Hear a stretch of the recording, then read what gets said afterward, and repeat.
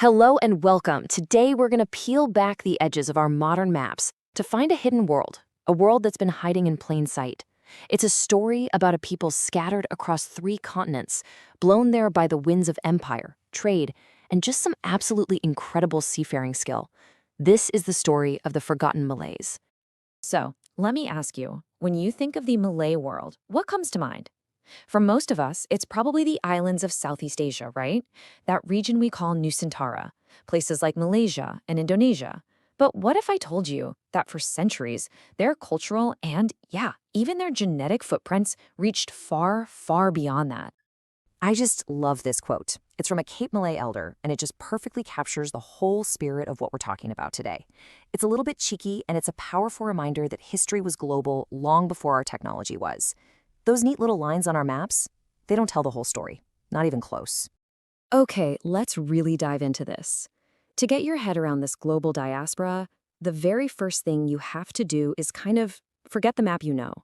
Let go of the idea that the Malay world is stuck in that familiar archipelago. Its story is literally written in the streets of Cape Town.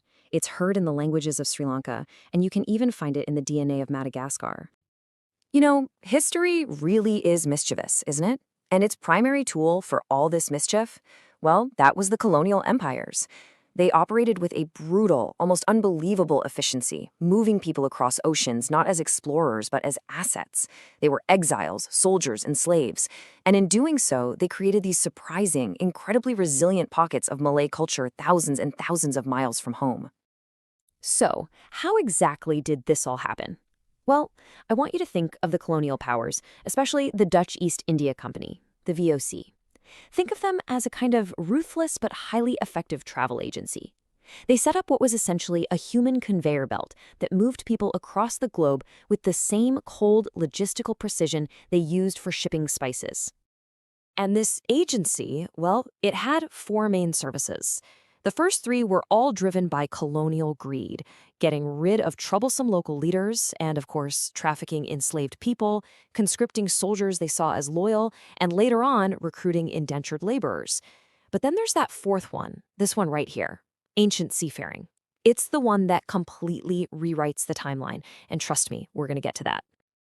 So let's see how these pathways actually played out in the real world. We're going to take a look at 4 different communities on 4 different continents, and each one was shaped by one of these unique fates. And this is where it gets really interesting, because you start to see how a person's colonial utility, what the empire needed from them, would go on to define their community's entire destiny for centuries to come. Our first stop is South Africa, home to the incredibly vibrant and culturally rich Cape Malay community.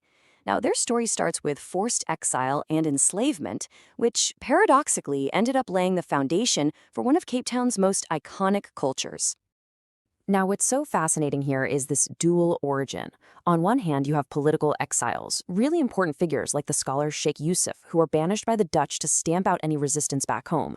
And then, right alongside them, you have thousands of enslaved people who brought their incredible skills as artisans, as cooks, and they fundamentally shaped the flavor and the very soul of Cape Town.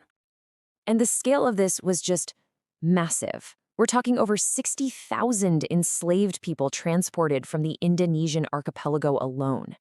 This wasn't an accident. This was a systematic, planned relocation of human beings, all to build a colonial outpost. All right, next, let's jump over to Sri Lanka, where the story is completely different. The Malay community here, it wasn't built on plantation labor. It was built on military service. So the key thing to understand here is why they were recruited. The Dutch and the British saw Malay soldiers as just ideal troops. They were skilled, they were disciplined, and this is the important part, they were unlikely to side with local populations. So the military regiment itself became the central institution of their lives, and that structure allowed them to preserve their language and culture in a way that, frankly, other diaspora communities just couldn't. And this number just brilliantly illustrates how important they were strategically. By the mid-18th century, Malay soldiers made up two-thirds of the entire Dutch fighting force in Ceylon. They weren't just part of the colonial army. For all intents and purposes, they were its backbone. Okay, now for what has to be our most improbable destination, the coast of South America. How on earth did thousands of Javanese people end up in the small nation of Suriname? Well, the answer, once again, comes down to colonial labor logistics. So, after slavery was abolished, the Dutch plantations needed a new source of cheap labor. So, where did they turn? To their most populous colony, the Dutch East Indies. They set up this system of indenture, which was technically a contract, but let's be real, it was built on coercion and exploitation. And out of that, a resilient Javanese community was born, and its influence is still a huge part of Suriname today. And again, just look at the numbers. Nearly 33,000 people were moved halfway across the planet in this later wave of migration. It just goes to show how the colonial machine didn't stop. It just adapted its methods to keep that mass movement of labor going. So, okay, we've got exiles, soldiers, and laborers all moved around the globe by European empires. It's a clear story, if a tragic one. But what if that's not the beginning? What if the people of Nusantara were crossing entire oceans long, long before any colonial showed up on the scene? And here it is. This is the big plot twist. Just look at that first date on the timeline. We're talking circa 800 CE. That's over 1,000 years ago. Austronesian sailors from Borneo navigated their outrigger canoes across the entire Indian Ocean to settle Madagascar. This wasn't a colonial project. This was, pure and simple, one of the greatest feats of maritime exploration in all of human history. This table just synthesizes our 4 stories so perfectly. You can see right here how the specific way people were moved ended up shaping their entire identity. In the Cape, it was faith and a new racial category. In Sri Lanka, it was military status. In Suriname, it was their status as laborers. And then in Madagascar, it's this deep, ancient linguistic ancestry that predates all of it. So what is it that unites these scattered peoples? I mean, they're separated by centuries, by vast oceans, and defined by such radically different experiences.